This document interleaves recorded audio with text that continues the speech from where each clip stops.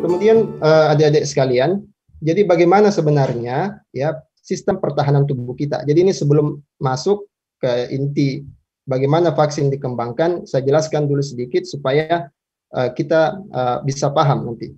Nah, jadi ketika ada serangan patogen, serangan mikroba ke dalam tubuh kita, apakah itu bakteri, apakah itu virus, amuba, jamur, parasit, ya.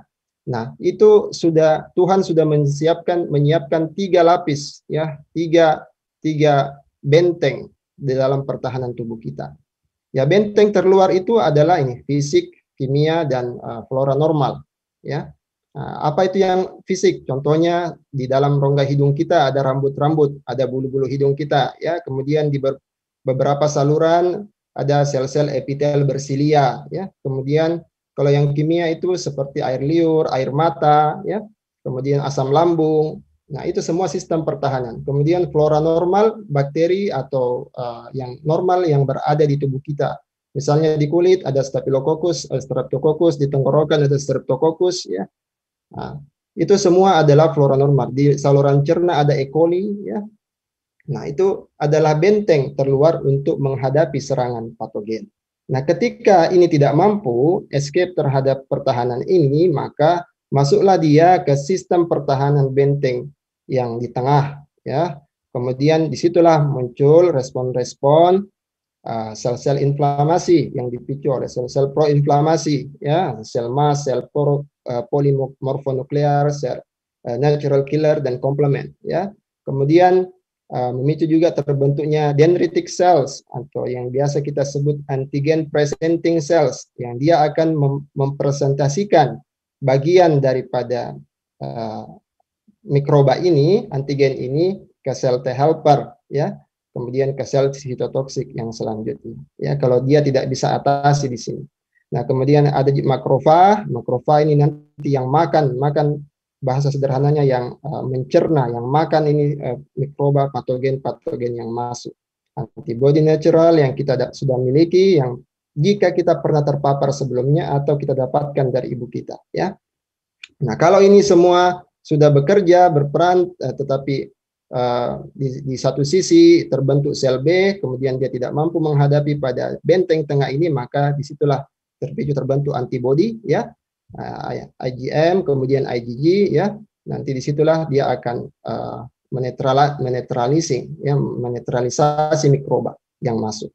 Jadi sederhananya seperti itu. Jadi kita punya 3 lapis sistem pertahanan, ya. Nah, bagaimana vaksin bekerja? Vaksin ini jadi seperti serangan mikroba, serangan patogen, tetapi dilemahkan.